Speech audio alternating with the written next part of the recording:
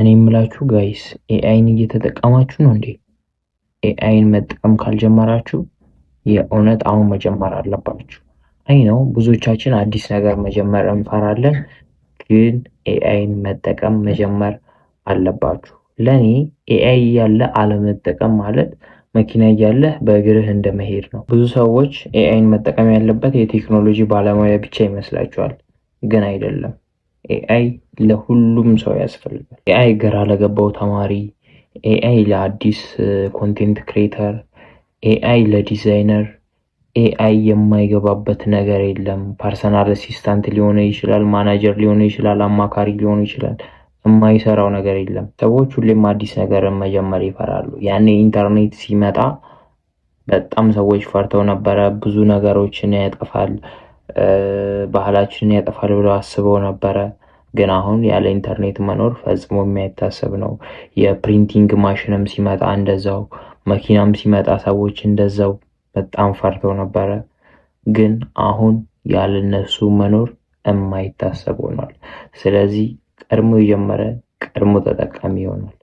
ስለ ኤአይ ተጨማሪ መረጃዎችን ስለምሰጣችሁ ፎሎ ማድረጋችሁን እንዳትረሱ። ምን አይነት ኤአይ እንጠቀም? የትኛው ኤአይ ነው አሪፍ? አንደኛ ጄሚናይ። ጄሚናይ በጣም ቆንጆ ነው። አማርኛ በደንብ አቀላጥፎ ይችላል።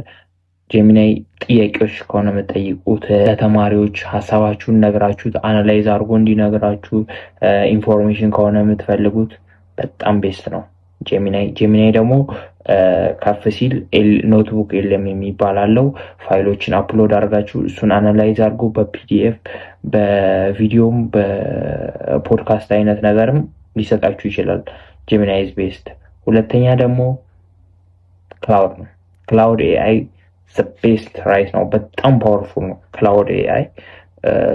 ክላውድ ኤአይም በጣም ቤስት ነው። ስፔሻሊ ዲቨሎፕ ማድረግ የምትፈልጉ ከሆነ የሆነ ዲዛይን የምታደርጉት ነገር ካለ አፕ ዲቨሎፕ ማድረግ ከፈለጋችሁ ሃይ አንድ ኮምፕሌክስ ታክስ ከሆነ የምትፈልጉት ክላውድ በጣም ቤስት ነው። ክላውድ ትንሽ ኢትዮጵያ ውስጥ ያስቸግራል፣ ግን ደግሞ በአፕሊኬሽን ሳይሆን አንድሮይድ ከሆነ ስልካችሁ በዌብሳይቱ ትገቡና ዌብሳይቱ ላይ ሳይኒን ብላችሁ ክላውድ ብላችሁ ሰርች አድርጋችሁ ከዛ ሳይኒን ብላችሁ መጠቀም ትችላላችሁ። አይኦኤስ ከሆነ ደግሞ ስልካችሁ በአፕ ስቶር ላይ ዳውንሎድ ታደርጋላችሁ።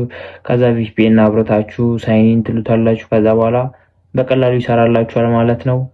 ክላውድ ኢዝ ዘ ቤስት። ሌላ ተጨማሪ አፕዴት ከፈለጋችሁ ደግሞ ፎሎ ማድረጋችሁን እንዳትረሱ። ይመቻችሁ።